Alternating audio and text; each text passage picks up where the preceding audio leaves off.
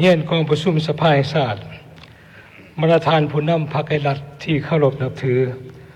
ข้าพเจ้าขอแสดงความรู้บุญคุณอย่างหลังเชิงและขอบอกขอบใจเป็นอย่างสูง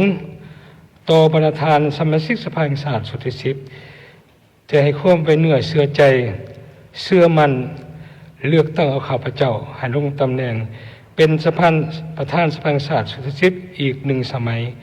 ในกองประชุมครั้งปฐมฤกษ์ที่สำคัญในมื้อนี้ข้าพเจ้าถือว่า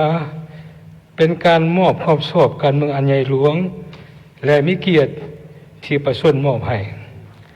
ข้าพเจ้าขอให้คำมั่นสัญญาว่าจะสุมทุกสติปัญญาเหือแห้งความรู้ความสามารถเข้าในการปฏิบัติหน้าที่การเมืองเฉพาะหมายด้วยความสอบสูงต่อไปจะสัตย์ซื่อบริสุทธิ์ต่อผลประโยชน์ของชาติและผลประโยชน์ของประชาชนลาวบรรดาเผ่าจะร่วมกับหมู่คณะก็คือสมาชิกสภาแห่งชาติสุดสิบจะตั้งพันขยายแนวทางนโยบายของพรรคโดยเฉพาะอย่างยิ่งมติกองประชุมใหญ่ครั้งที่12ของพรรคมติกองประชุมสภาแห่งชาติเข้าในการปฏิบัติพระราชบทบาท10 หน้าที่ของทางชาติสุดที่สิบตามที่กำหนดไว้ในรัฐธรรมนูญและกฎหมายให้มีมีผลตัวจริงประกอบส่วนเข้าในภารกิจปกปักษาและสร้างสถาปัตยศาสตร์ให้ดำมือนับเข้มแข็งนักแน่นต่อไปอีกทีหนึ่งข้าพเจ้ามีความหวังอันแห่งกล้าว่ารัฐบาลบรรดาทานสมาชิกสภาแห่งชาติ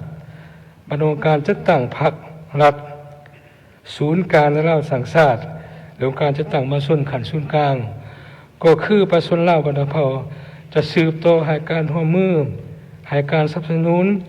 ช่วยเหลือสภาแห่งชาติสุดที่สิบเพื่อเฮ็ดหลอนนาที่อันมีเกียรติสง่าที่พรรคและประชาชนมอบหมายให้ในโอกาสที่มีความหมายของสำคัญนี้ขอประเสริฐประธานมายังประธานผู้นำพรรครัฐอาดีตก็นำขันสูงสมาชิกสภาแห่งชาติ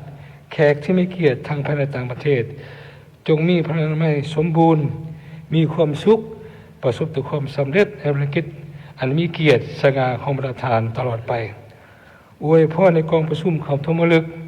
ของสภาแห่งชาติสุดที่สิบจงประสบแต่ความสำเร็จอย่างจบงามตามขันหมายถึงไว้ข้าพเจ้าขอขอบใจ